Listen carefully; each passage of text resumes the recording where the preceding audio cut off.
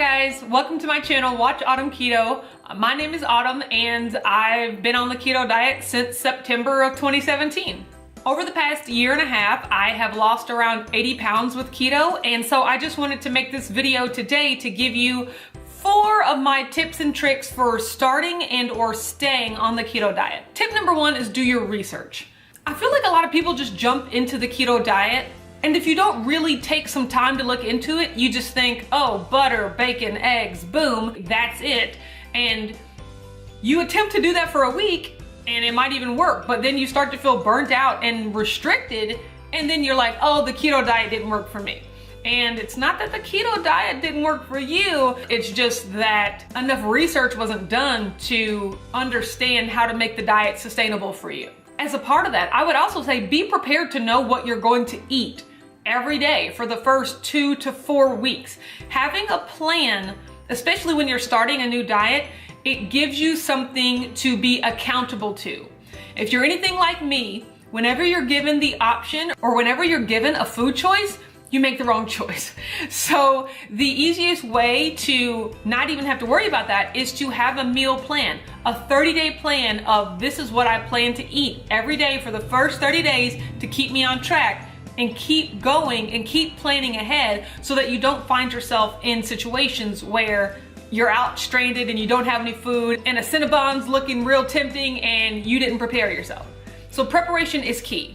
Tip number 2, and this was something that I really had to learn the hard way. Start with food that you actually like. So when you look up ketogenic recipes, there's gonna be a bunch of stuff like MCT oil and psyllium husk and xanthan gum and just all these weird ingredients that you probably have never heard of. And that's okay, because that stuff is totally optional. There are plenty of lists on the internet of foods that are acceptable on the keto diet. Get that list, circle the foods that you already like, and start with those. I can tell you from my own personal experience, the weekend before I decided to start the keto diet, I went to Sam's Club and I bought $400 worth of food that I had never even thought about eating in the years prior, just because I knew you could have it on the ketogenic diet. Secret keto confession, I don't really like avocados, and that's okay. But I knew that avocados were a staple of the diet, so here I go buying all these avocados, and guess what? They went bad. I bought a jug of MCT oil. For what? Guess what? It is literally still sitting in my pantry unopened a year and a half later. I bought chicken meatballs, just a bunch of things that didn't make sense for me to eat when I know for a fact that I already love butter, I already love eggs, I already love bacon, I already love broccoli and cauliflower and olive oil, and that's exactly what I ended up eating the first few weeks anyway. So all that stuff was just sitting in my pantry going bad because I went right out the gate trying something new. The ketogenic diet is gonna be new enough. You don't need to be introducing new foods while you're just trying to get acclimated to the diet. Tip number 3, no cheats for at least the first 90 days.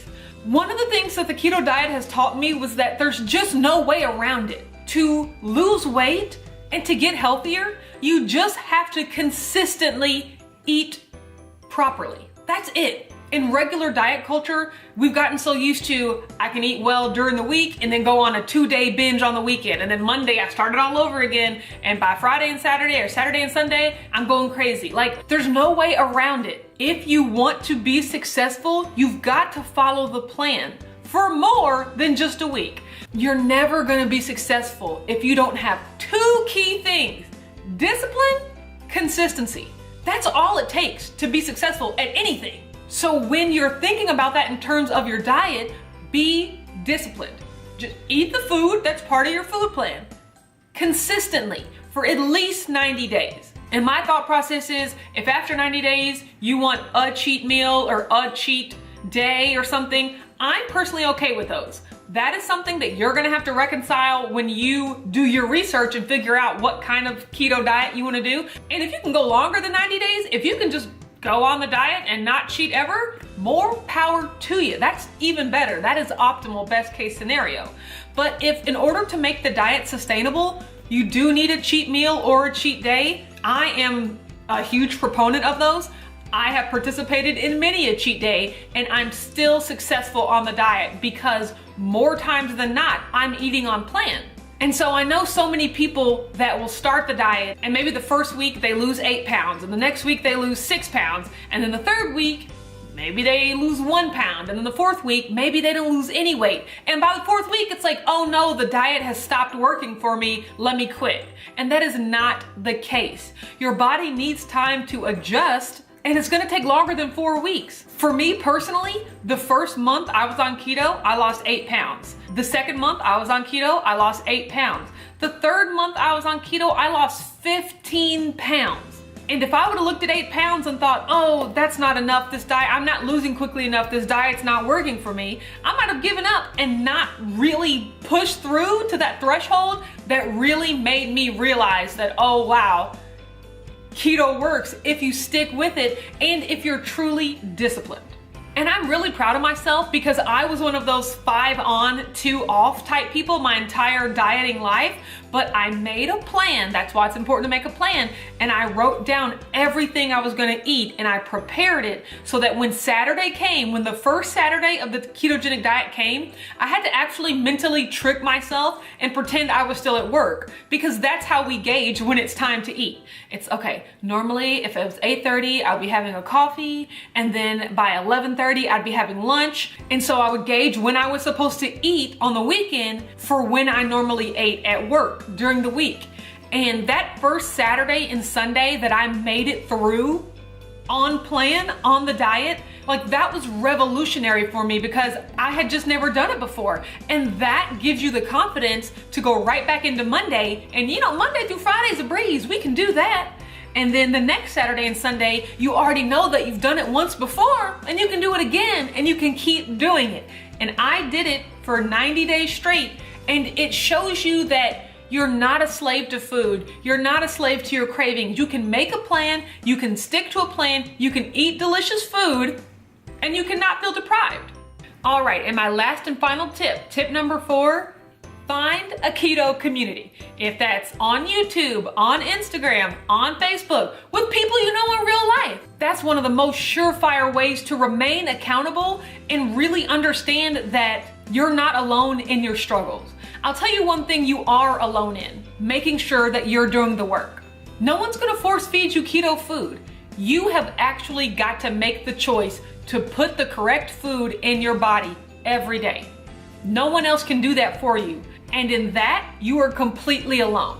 But in your struggles, in your temptations, and your desire for new recipes, and your desire to vent, there are tons of people out there going through the exact same thing that you are. And to find that and to read that and to really realize that you're not alone or something's not wrong with you because for 30 days in a row, you're doing great. And for day 31, you just want to flip a table because you have such a bad craving, to realize that that's normal and everybody feels it, and just to work your way through it and to let the community know your struggles. And it's also a place for great information. People are always sharing information, recipes, tips on fasting, tips for exercising. There's so much information out there, and it's so much more meaningful when it comes from a person that you know is going through the same things that you're going through. So you're already on your way with step 4 if you're watching this video, because you're already part of my community, and I really, really love that. And I'm glad you're here.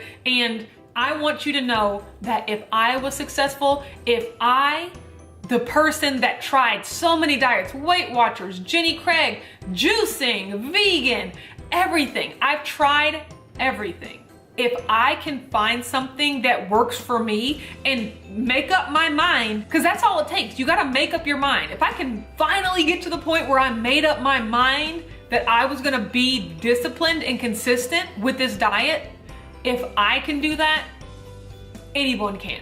Because I know exactly how it feels to feel hopeless, to feel, well, I guess I'm just a fat person forever. I guess this is my life now. But to really truly know that that's not the life you want, but to honestly believe that you don't have the power to change it.